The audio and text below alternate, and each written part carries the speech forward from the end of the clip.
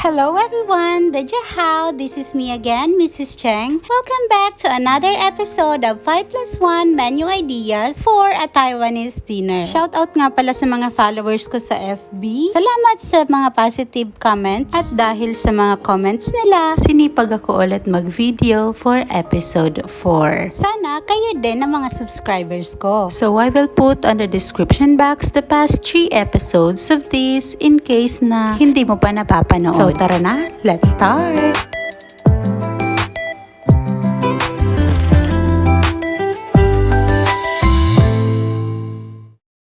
So ang first ulam natin for today's episode ay fried salmon belly. So no further explanation, wala nang ibang instructions pa kasi madali lang naman itong iprito. Ingat na lang sa talsik ng mantika kaya mas maigi na tatakpan habang piniprito siya.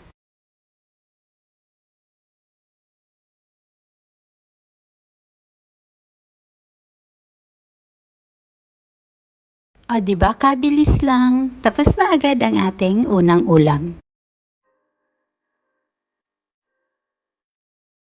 Ang ulam number 2 natin is chicken with oyster sauce and onion leaves. So the ingredients are oil, ginger, garlic, chicken, yung legs ito. Of course, oyster sauce, water, rice wine, half ng chicken broth cube, pepper, seasoning, sugar, at syempre yung dahon ng sibuyas.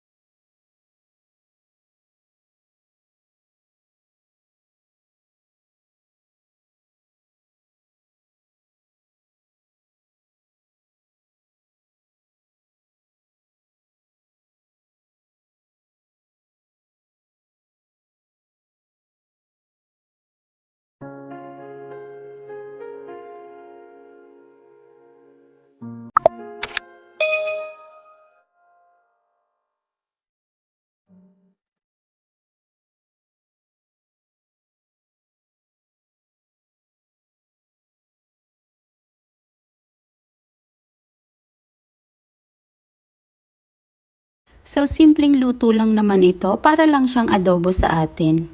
Then, pagpaiga na yung sabaw, ilagay na natin yung dahon ng sibuyas.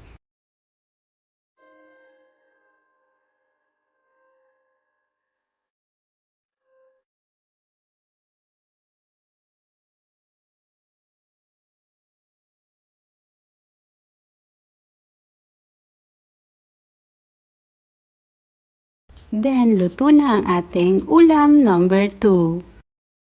Next ulam naman natin ay, hindi ko alam kung ano ang tawag nila sa ganito. Pero kung sa atin, ano siya, ginisang kamatis with egg na may sarsa. So, uunahing iprito yung egg. And then, pagluto na siya is ihiwalay.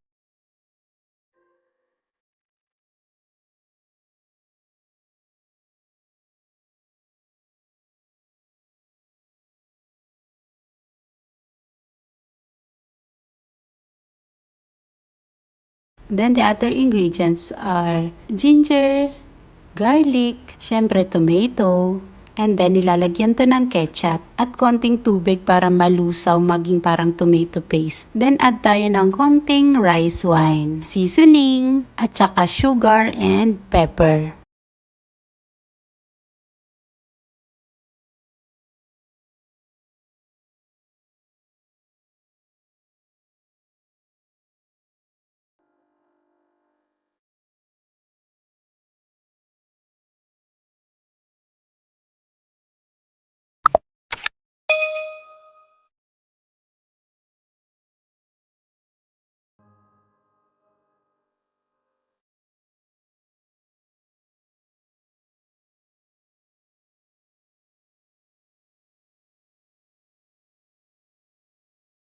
Then pag parang paste na siya, this is the right time na to add the scrambled egg at saka sabay na rin natin yung dahon ng sibuyas. Pero yung ginamit ko dito ngayon is dahon ng shallot yun.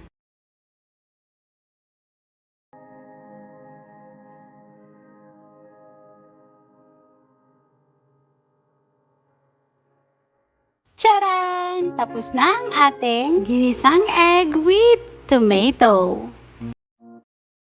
Next naman natin is another gulay. Ito ay seaweed. So, igigisa lamang natin ito sa bawang using oil. And then, sahogan natin ng konting pork. Pork belly ito. And then, habang ginigisa siya, pwede na nating i-add yung half ng pork broth cube.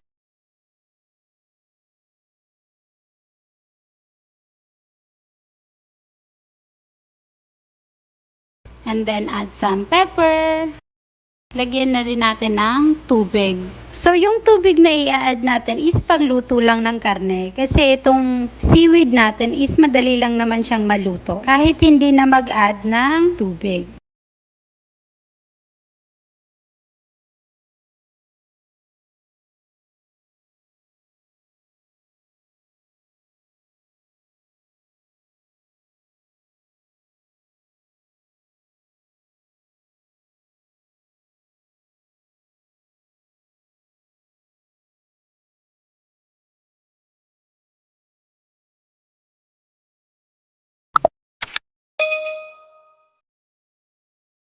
Ayan, ganyan lang kadali. Luto na agad. Ang sarap nito.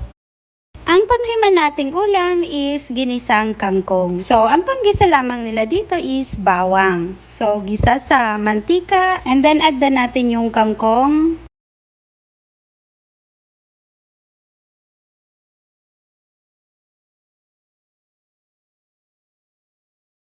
Tapos lagyan natin ng seasoning, pambalasa, pepper, and then konting tubig para pangluto lang sa gulay. Pero malambot naman ito, ang bilis lang niya maluto.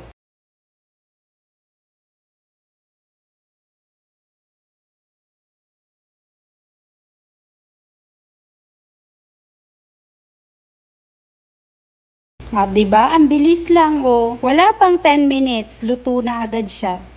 So, our soup for today's episode is sinabawang hipon. So, ang ingredients lamang nito ay, syempre, tubig, ginger, bawang, and then, nilagyan ko ng isang seafood broth cube, konting asin, paminta, rice wine, sesame oil, and then itong dahon ng shallots.